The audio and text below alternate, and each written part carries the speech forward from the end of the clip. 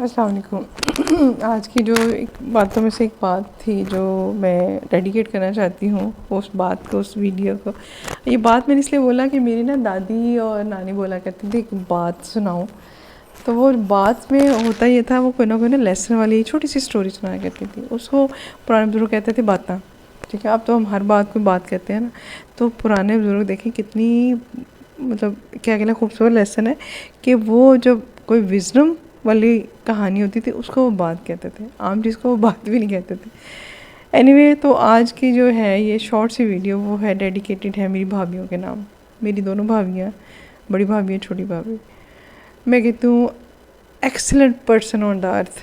ठीक है, मैंने ऐसी बहुएं नहीं देखी टू बी ऑनेस्ट। ठीक है, इंसान बशी कमज़ोरियाँ तो हर एक के अंदर होती हैं, वो सबके अंदर है। हम भी शुरू में ऐसे कहते हैं अच्छा आप थोड़े से गिले शिकवे चुगलियाँ ये वो फ्लाटम का।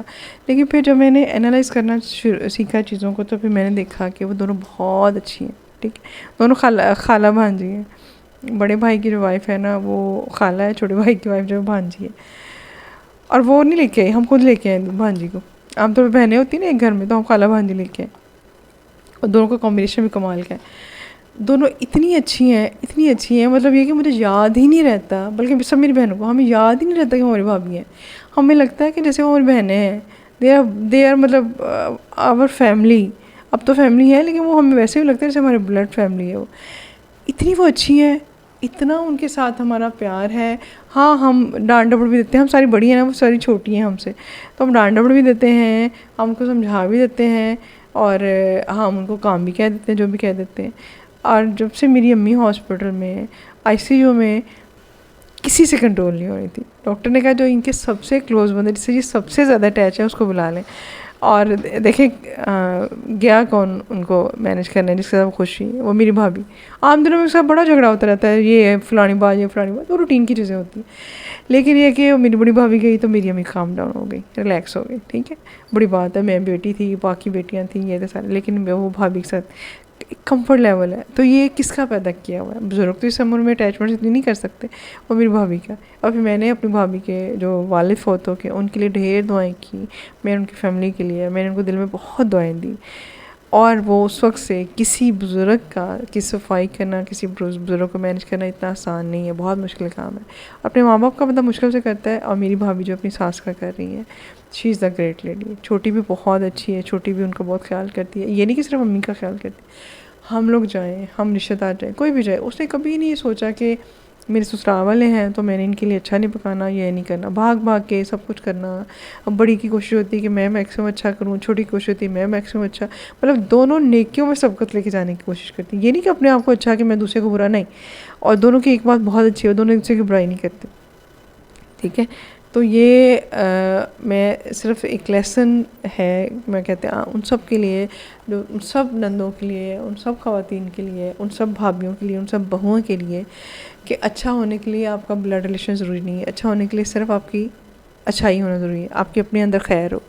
और अगर आप बहनों की अच्छाइयाँ करते हैं, आप बहनों को अटैच रखते हैं, बहनों का ख्याल रखते हैं, तो भाभियाँ जो है ना, जो आपकी खातिर घर छोड़ के हैं, जिनके आप कुछ नहीं लगते और वो आपका ख्याल रखती हैं, आपके माँ बाप उनके कुछ नहीं लगते लेकिन वो आपके माँ बाप का ख्याल रखती हैं, तो उनको वैल्यू दें, उनको रिस्पेक्ट दें, उनको एडमायर करें।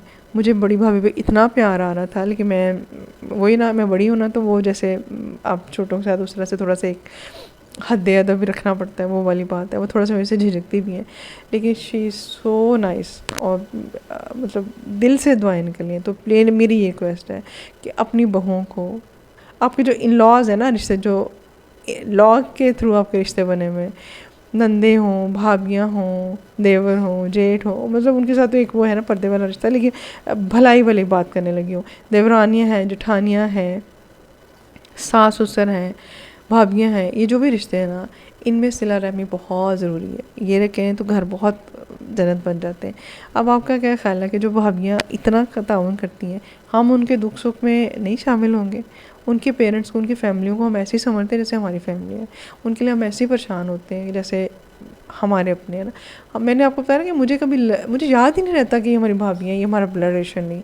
हमारा उनके साथ इतना कंफर्ट लेवल है, इतना कंफर्ट लेवल है कि हमें ये लगता है कि बस ये हमारी है ना, शुरू से हमारी है शादी के बाद नहीं हमारी बनी, शुरू से हमारी है। और उन दोनों ने भी हमें और ये कहाँ से एहसास है, उन दोनों ने हमें एहसास दिलाया। उन दोनों ने इतनी अच्छी एडजस्टमेंट दिखाई कि बावजूद हर चीज़ के, मैंने कहा ना मुझी कमज़ोरियाँ हमारे में भी होंगी, उनमें भी होंगी, इग्नोर कर देनी चाहिए। हम अपनी बहनों को इग्नोर कर देते हैं, अपने अपनी भाभीयों को क्यों नहीं इग्नोर करते, हम अपनी नंदों के क्यों नहीं इग्नोर करते, अपनी बहनों की कर देते हैं, अपनी नंदों को क्यों नहीं बख्शते, अपनी माँ की बात को भूल जाते, अपनी सास की बात को क्यों नहीं भूलते, अपने भाइयों की बात का बुरा मनाना बंद कर देते, तो अपने देवर जेठ की बात का क्यों इतना सड़ते कुटते।